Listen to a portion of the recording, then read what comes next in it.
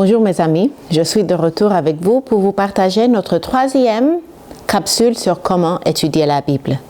Aujourd'hui, nous allons parler de comment faire le lien entre notre texte et l'Évangile. Mais avant d'aller à ce sujet, j'aimerais réviser ce que nous avons vu jusqu'à présent.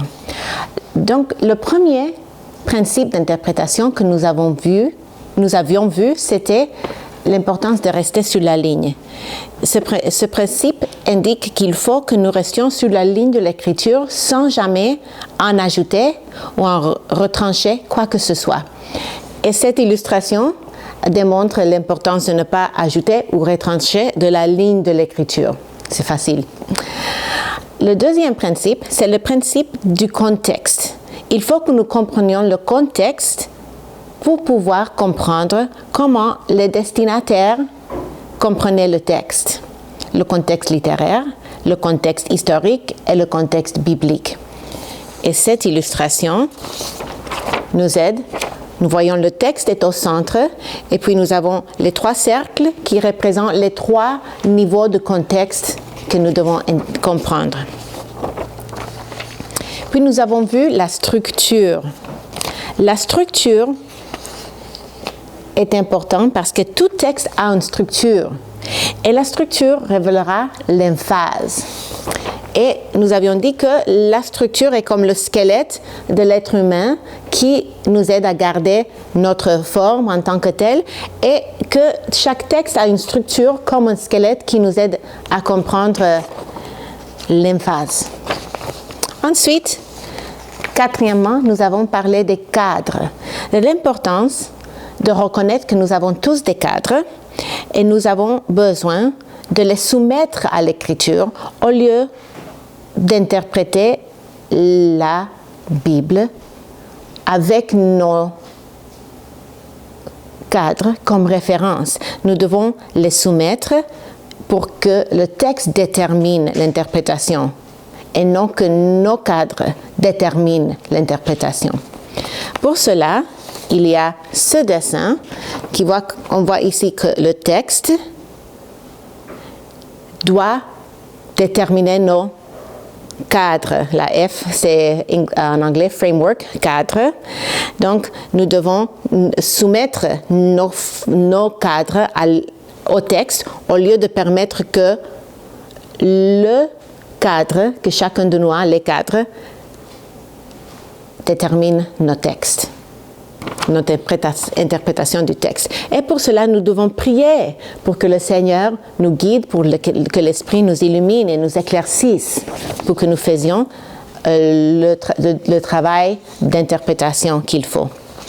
Donc, jusqu'à présent, ce que nous avons vu, c'est ce qu'on appelle le chemin de l'interprétation. Et tous ces images et tous ces enseignements que je donne, c'est à base de ce que j'ai appris au Charles Simeon Trust, que c'est une formation, un atelier qui est donné partout dans le monde afin de former les ouvriers dans l'interprétation de la Bible pour que nous soyons fidèles à la proclamation de l'Évangile. Donc, le chemin de l'interprétation, ce que nous avons vu jusqu'à présent, on commence ici avec notre texte. Mais nous devons passer par le dur travail de l'exégèse pour comprendre ce que cela signifiait pour eux à leur époque. Je vais mettre des liens sur le vidéo dans les notes en bas avec ces images si ça ne se voit pas très bien. Mais notre texte exige de l'exégèse pour comprendre ce que cela signifiait pour eux à leur époque. Et si nous ne faisons pas le dur travail de l'exégèse et nous passons tout de suite à nous, aujourd'hui, nous allons contextualiser le texte sans le comprendre. Et c'est approprié de mettre le texte dans son contexte et dans notre contexte avec la contextualisation, mais ça se fait après tout ce chemin, c'est déjà fait, le chemin de l'interprétation. Donc, si nous essayons de passer du texte à la croix directement, sans comprendre la signification pour les destinataires à leur époque, nous allons spiritualiser le texte sans comprendre sa vraie signification par l'auteur original. Mais si nous passons du de la signification pour eux à leur époque, directement à nous aujourd'hui, sans passer par la croix, nous allons tomber dans le piège du moralisme. Moralisme, c'est-à-dire, nous allons donner des règles à nos auditeurs de comment être des bonnes personnes. Mais sans l'Évangile, l'Écriture ne donne pas la vie, ne donne pas le salut. Donc nous allons maintenant voir comment c'est important de faire le lien avec l'Évangile et aider nos destinataires à trouver la croix, l'Évangile, le Christ dans toute l'Écriture afin de parvenir au salut par les Écritures. Et après que nous avons fait ce travail de faire le lien avec l'Évangile sur notre texte, c'est après que nous faisons l'application et que nous passons à nous aujourd'hui. Donc, faisons cela ensemble. La première question, c'est qu'est-ce que c'est l'Évangile? Comment définir l'Évangile? Le Nouveau Testament le définit d'une façon très simple. L'Évangile est la mort et la résurrection du Christ. Si nous voulons étudier la Bible en tant que chrétiens, nous devons comprendre que la mort et la résurrection de Jésus-Christ est le cœur unificateur de toutes les Écritures selon les Écritures. Nous devons donc trouver un lien légitime entre le texte et l'Évangile de Jésus-Christ. Je vais répéter ceci car c'est le principe que nous allons étudier ce matin. Si nous voulons étudier la Bible en tant que chrétiens, nous devons comprendre que la mort et la résurrection de Jésus-Christ est le cœur unificateur de toutes les Écritures, selon les Écritures. Nous devons donc trouver un lien légitime entre notre texte et l'Évangile de Jésus-Christ. Tournez avec moi à Luc chapitre 24.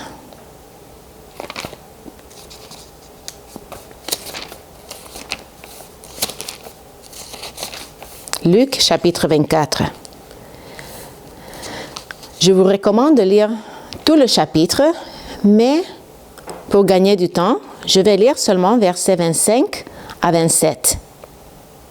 Alors Jésus leur dit, il dit à qui? Il dit à ses deux disciples sur le chemin d'Emmaüs, qui l'ont trouvé après la résurrection, il a apparu à eux après sa résurrection, et ils ne l'ont pas reconnu.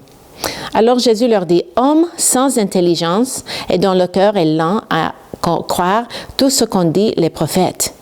Le Christ ne devait-il pas souffrir de la sorte et entrer dans sa gloire?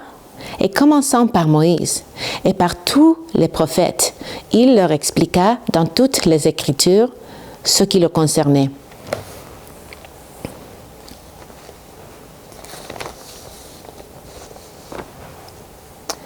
Donc nous voyons dans ces versets que Jésus dit que toutes les Écritures parlent de lui. Et à qui fait-il référence? À Moïse et aux prophètes. Donc, toutes les Écritures parlent de Christ, et non seulement les passages qui sont très explicitement messianiques, comme Ésaïe 53 et Psaume 22. Et quels sont les deux sujets que Jésus mentionne en verset 26?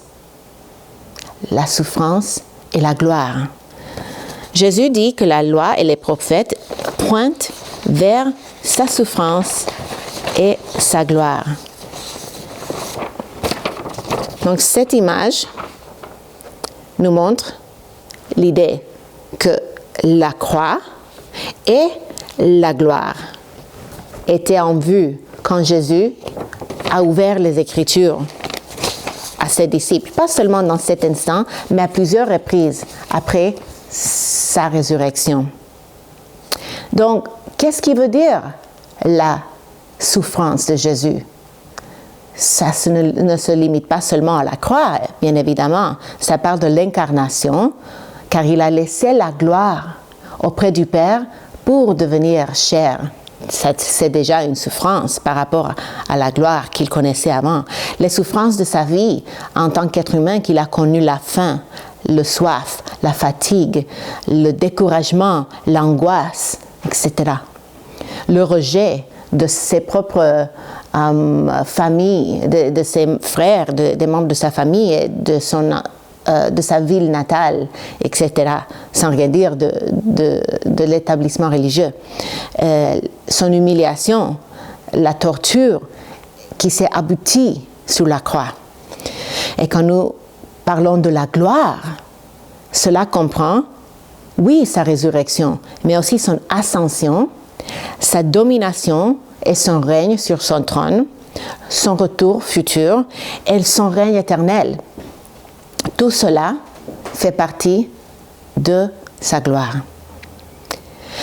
1 Corinthiens 1, 23 dit « Nous prêchons Christ crucifié ». C'était ça le message central de Paul. Puis il dit en 1 Corinthiens 2, 2 « Car je n'ai pas eu la pensée de savoir parmi vous autre chose que Jésus-Christ et Jésus-Christ crucifié. » Paul n'arrêtait pas de revenir à ce sujet parce que c'était le point le plus important de son message. Tournez avec moi à 1 Pierre, chapitre 1, versets 10 à 12. «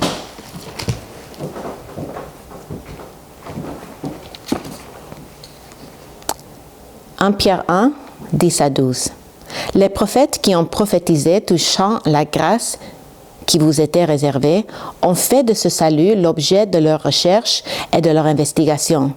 Ils voulaient sonder l'époque et les circonstances marquées par l'Esprit de Christ qui était en eux et qui attestaient d'avance les souffrances de Christ et la gloire dont elles seraient suivies.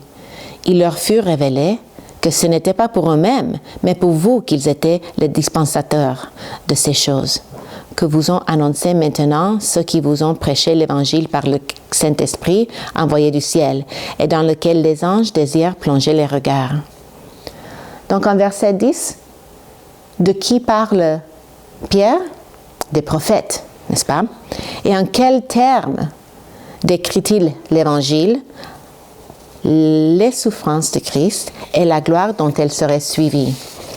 Et comment savait-il qu'il fallait s'informer à ce sujet, les prophètes? L'Esprit de Christ en eux. L'Esprit de Christ était déjà dans les prophètes de l'Ancien Testament. C'est magnifique, n'est-ce pas? Et pour qui étaient les prophéties et les enseignements concernant cette grâce? Le verset 12 indique que c'était pour nous. Donc Pierre dit que l'Esprit de Christ guidait les prophètes et qu'il les aidait pour nous préparer pour sa venue. Bien sûr, d'abord préparant le peuple juif, mais aussi tous ceux qui font partie de la nouvelle alliance et qui ont été greffés dans le peuple de Dieu, les enfants d'Abraham par la foi. De ce côté-ci de la croix, nous avons leurs écrits sur lesquels nous devons réfléchir et nous unir à la grande histoire de la rédemption de Dieu. Le grand prédicateur Charles Spurgeon a dit « Je crois que ces prédications qui sont les plus pleines de Christ sont les plus susceptibles d'être bénies pour la conversion des auditeurs. Que vos sermons soient pleins de Christ, du début à la fin, pleins de l'Évangile. Quant à moi, je ne peux prêcher autre chose que Christ et sa croix, car je ne sais rien d'autre. Et il y a longtemps, comme l'apôtre Paul, je me suis décidé à ne connaître Jésus-Christ que Jésus-Christ est lui crucifié. Prêchez Jésus-Christ toujours et partout. » Vous vous souvenez de l'histoire du vieux ministre qui a entendu un sermon d'un jeune homme. Et quand le prédicateur lui a demandé ce qu'il en pensait, il a été plutôt long à répondre. Mais il a finalement dit « Si je dois vous le dire, je n'ai pas aimé du tout. Il n'y avait pas de Christ dans votre sermon. » « Non, répondit le jeune homme, car je ne voyais pas que Christ soit dans le texte. »« Oh, dit l'ancien ministre, mais ne savez-vous pas que de chaque petite ville, village et petit hameau d'Angleterre, il y a une route qui mène à Londres? Chaque fois que je trouve un texte, je me dis, il y a un chemin d'ici à Jésus-Christ, et je veux rester sur sa trace jusqu'à ce que j'arrive à lui. » « Eh bien, dit le jeune homme, mais supposez que vous prêchiez à partir d'un texte qui ne dit rien sur Christ. Puis je passerai par-dessus la haie et le fossé, mais je le trouverai. Nous devons faire de même. Nous devons avoir Christ dans tous nos discours. Il devrait y avoir assez d'évangiles dans chaque sermon pour sauver une âme. Fin de citation. Mes amis, c'est aussi vrai pour nous en tant que croyantes, quand je partage l'Évangile avec quelqu'un, quand je partage des histoires de la Bible avec mes enfants. Nous n'avons pas besoin d'être des prédicateurs comme Charles Spurgeon pour saisir cette réalité que nous avons besoin de saturer nos auditeurs de Jésus-Christ quand nous parlons des Écritures. Par exemple, mes enfants aiment les histoires de la Bible comme celle de David et Goliath, Daniel avec les lions, ou l'Arche de Noé, ou Moïse et l'Exode. Mais si je leur raconte ces histoires sans les pointer vers la mort et la résurrection de Christ, elles ne connaîtront que de belles histoires, sans le fil conducteur qui est le message unificateur de toute la Bible. Et vous savez, si nous enseignons ces histoires qu'avec des leçons morales pour qu'elles soient des bonnes filles, car j'ai 2 filles, nous ne faisons rien de plus que les dessins animés de Disney qui enseignent aux enfants d'être gentils, de partager, d'être courageuses, ainsi de suite. Mais le message principal, par exemple, de l'histoire de David et Goliath, ce n'est pas que mes filles devraient être courageuses, c'est que David était un type du grand roi Jésus-Christ qui viendrait vaincre le plus grand ennemi, beaucoup plus grand que ce géant Goliath.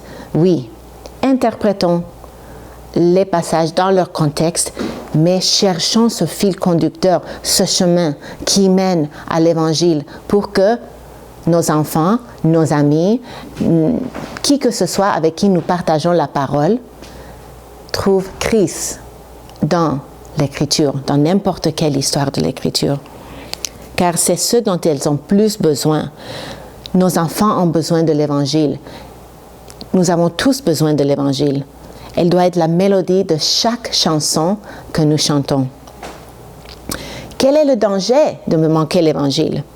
D'abord, je disais tantôt, c'est le danger du moralisme. Les impératifs dans l'Écriture sont importants, mais nous ne les vivons pas par nos propres forces. C'est seulement en union avec Jésus-Christ dans sa mort et sa résurrection, avec l'aide du Saint-Esprit, que nous sommes capables d'obéir à la parole de Dieu. Si un juif, un musulman, un témoin de Jéhovah ou n'importe quel non-chrétien que ce soit, né de nouveau, entend notre enseignement et est tout à fait d'accord, nous avons passé à côté de la plaque. Parce que l'Évangile est une offense. Et si quelqu'un qui ne connaît pas Jésus n'est pas offensé par ce que nous disons, ça veut dire que nous n'avons pas proclamé l'Évangile. Et si nous n'avons pas proclamé l'Évangile, nos auditeurs ne pourront pas être sauvés et ils ne seront pas capables d'obéir aux impératifs que nous avons peut-être partagés dans une leçon. Deuxièmement, le danger de ne pas proclamer l'Évangile, de ne pas faire ce lien, c'est que les non-croyants ne seront pas sauvés. Nous ne conduirons pas les inconvertis au Seigneur que par la proclamation de l'Évangile. Nos enfants ont besoin de l'Évangile. Nous ne pouvons pas nous laisser aller en envoyant nos enfants à l'école de dimanche, aux activités de l'Église et dire c'est à l'Église qu'ils vont apprendre l'Évangile. Ça, c'est le travail des pasteurs et des moniteurs de l'école de dimanche. Je loue le Seigneur pour nos pasteurs, nos anciens, nos diacres, nos serviteurs dans le ministère d'enfants. Mais ils sont un supplément à ce que nous faisons à la maison. Donc, inculquons à nos enfants la centralité du message de la mort et la résurrection de Jésus-Christ dans toutes les Écritures, afin que nos enfants connaissent l'Évangile et le reçoivent encore à l'Église parce qu'ils le reçoivent déjà à la maison. Un autre danger de manquer l'Évangile dans notre enseignement, c'est que les gens auront une fausse assurance du salut sans connaître l'Évangile. Nos enfants pourront s'imaginer qu'ils sont des très bons chrétiens parce qu'ils connaissent toutes les réponses quand on fait une quiz, un petit questionnement à l'école de dimanche. Parce qu'ils connaissent toutes les histoires et ils savent répondre à tout, ils peuvent avoir une fausse assurance que cette connaissance les permettra de parvenir au salut. Mais ce n'est que par l'Évangile, n'est-ce pas? Que nos enfants, que nos auditeurs, que qui que ce soit sera sauvé. Maintenant, quelles sont les stratégies pour nous aider à trouver l'Évangile dans toutes les Écritures? Le premier, c'est la simple observation. Est-ce que le passage est explicite dans son explication de l'Évangile? Ça, c'est la façon la plus simple, n'est-ce pas? Aussi, deuxièmement, est-ce qu'il y a des citations, des références ou des allusions à l'Évangile dans notre texte? Comme j'ai expliqué dans l'enseignement que j'ai donné sur le contexte, c'est important de lire et de nous familiariser avec toutes les citations, allusions et références dans nos passages pour comprendre la signification de notre passage. Donc, allons fouillons dans nos Bibles pour trouver si dans ces références, il y a une explication de l'Évangile. Aussi, il y a l'imagerie dans l'Écriture qui nous pointe vers l'Évangile, qui peut être très utile pour créer ce pont sur ce chemin. Donc, par exemple, un passage qui parle de la lèpre démontre souvent comment la lèpre est une image de la maladie du péché, la maladie incurable du péché, comme était la lèpre à l'époque. Quand Dieu est décrit comme un rocher, une roche, il est un fondement sûr. Nous pouvons nous appuyer sur lui. C'est lui qui est notre fondement, comme l'Écriture est notre fondement. Nous pouvons nous en servir de ces images pour trouver un chemin à la croix. Puis il y a des thèmes théologiques bibliques. Par exemple, dans l'histoire de la rédemption, nous voyons le développement de certains thèmes théologiques comme l'alliance, le royaume, la sainteté, le sacrifice, le désert, le tabernacle, le prêtre. Tous ces images, ces personnages sont utiles pour nous aider à voir l'Évangile à travers la façon que Dieu s'est révélé par les alliances et les autres exemples que j'ai donnés. Cinquièmement, le trajectoire biblique et historique. Comment est-ce qu'un de ces thèmes, peut-être que j'ai cité tantôt, se développe au long de l'histoire de la rédemption? Par exemple, si nous lisons le mot délivrance dans la Pentateuque, en Exode par exemple, qu'est-ce que cela signifie, ce mot délivrance, dans son contexte, dans la Pentateuque? Bien évidemment, ça parle surtout d'une délivrance physique, très palpable, quand Dieu a sorti son peuple de l'esclavage et les a amenés à la terre promise. Mais si nous lisons le même mot dans le Nouveau Testament, quelle est la pensée qui vient à notre esprit? Ce terme se développe au long de l'histoire de la rédemption pour englober beaucoup plus qu'un salut physique, d'un esclavage physique. Et ça parle plutôt de la rédemption, de la délivrance du péché, de la mort, de notre pire ennemi. Sixièmement, l'éthique de l'Évangile. Lisons les impératifs dans la parole de Dieu à la lumière de l'Écriture. Nous sommes sous la grâce et non sous la loi. Ça veut dire que nous obéissons les ordonnances de la parole de Dieu dans l'union avec Christ par l'Esprit qui nous donne le pouvoir de faire face à la tentation.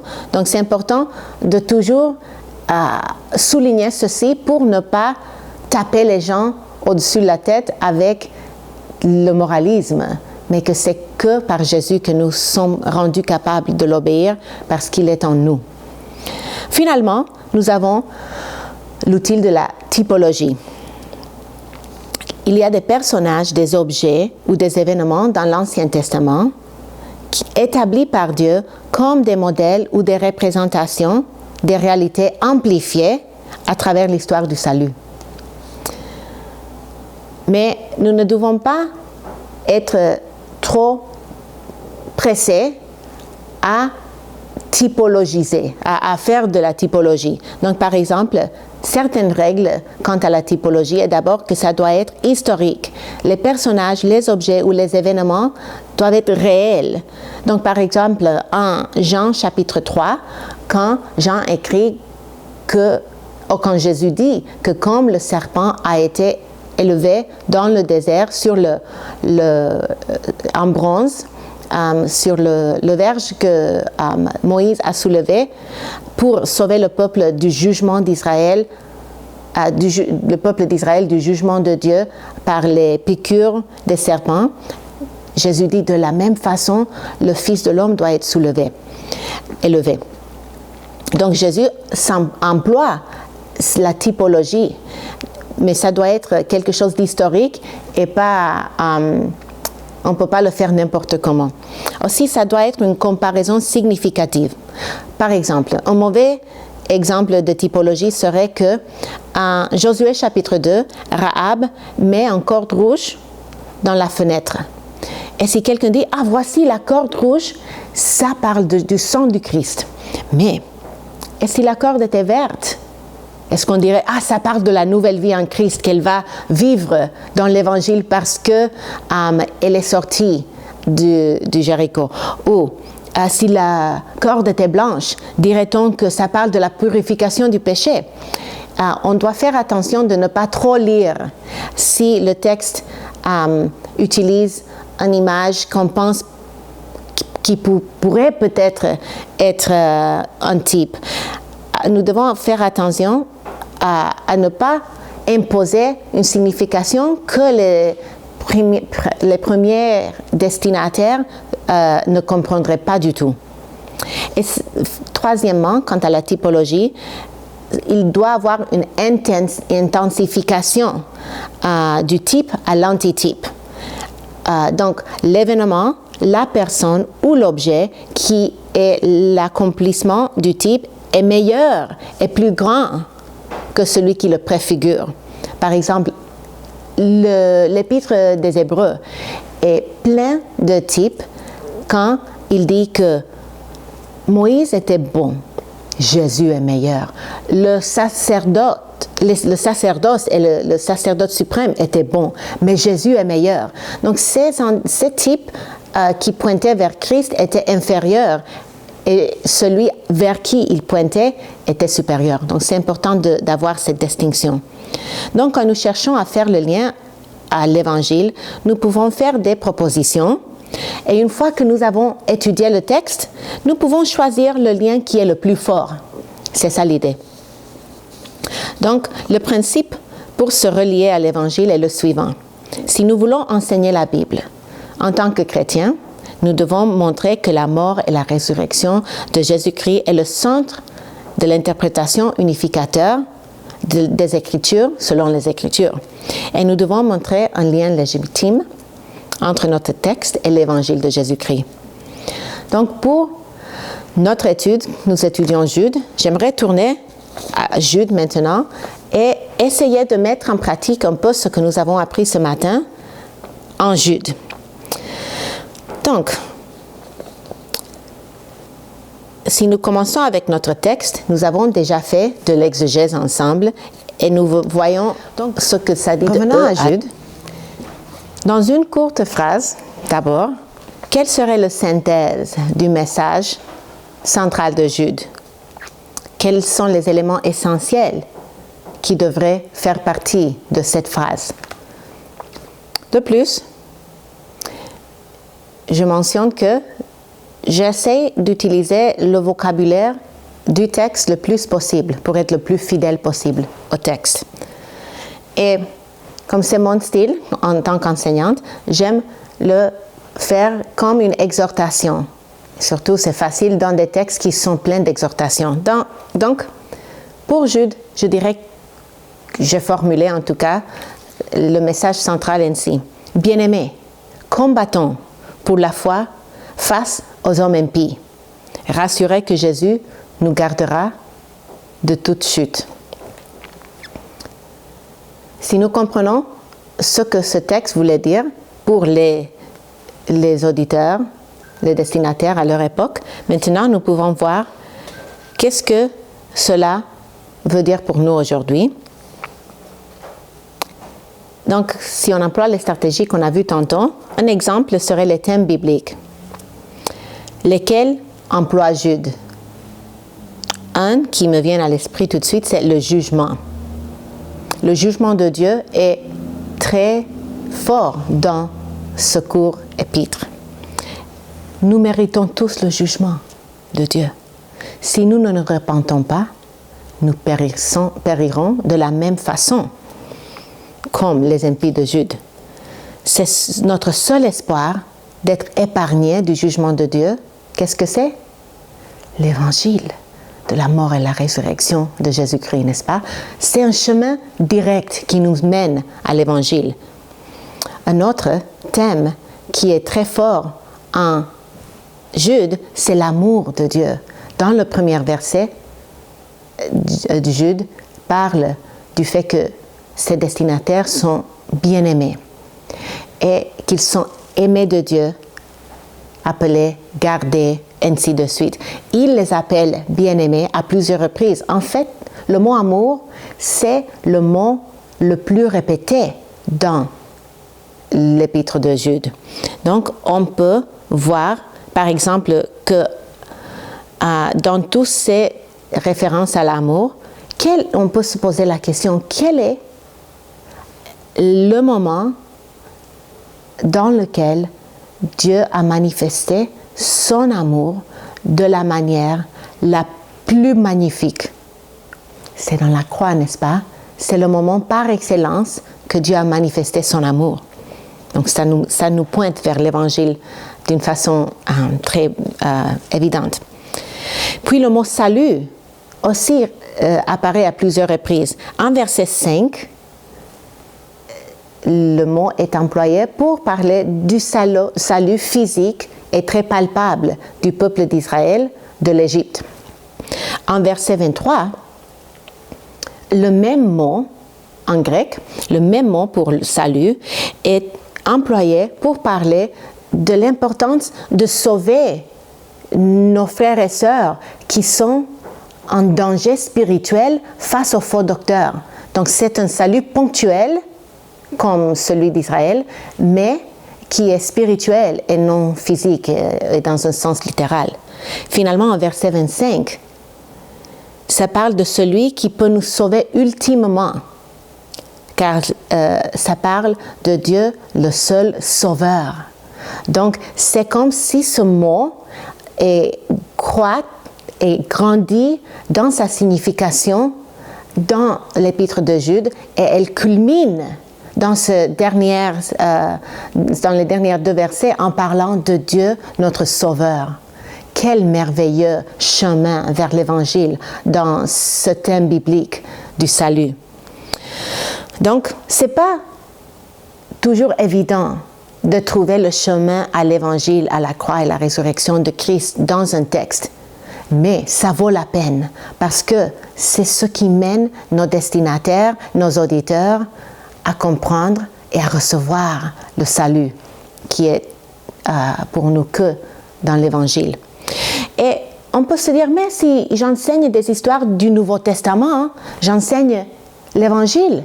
Mais ce n'est pas tout à fait vrai, parce que si je raconte une histoire à mes filles sur le récit de Jésus en train de guérir Bartimée, par exemple, oh, c'est magnifique la miséricorde de Jésus, la façon qu'il a touché cet aveugle.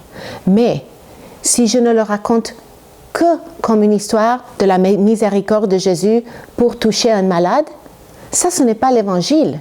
L'évangile se trouve, par exemple, je n'ai pas étudié le passage de Bartimée en profondeur avant d'enregistrer, mais je dirais que son aveuglement pointe vers l'aveuglement de disciples qui ne comprenaient pas la mission de Jésus, qui se battaient toujours à ce moment-là pour être les premiers. Et cela pointe vers notre propre aveuglement spirituel, que nous avons besoin d'être délivrés, nous avons besoin que Dieu ouvre nos yeux. Donc, c'est seulement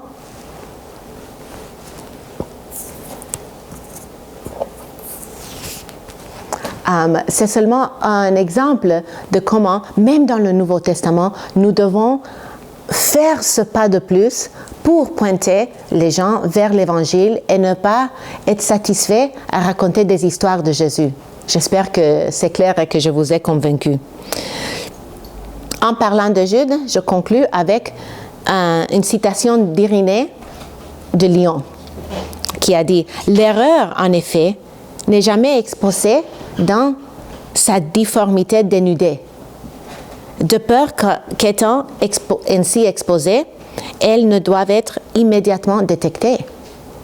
Mais elle est habillée d'une robe attrayante, afin que par sa forme extérieure, elle donne l'impression à l'inexpérimenté d'être plus vraie que la vérité elle-même. » C'est ça la réalité de Jude, et c'est ça que nous allons étudier une dernière fois dans la capsule suivante. Merci.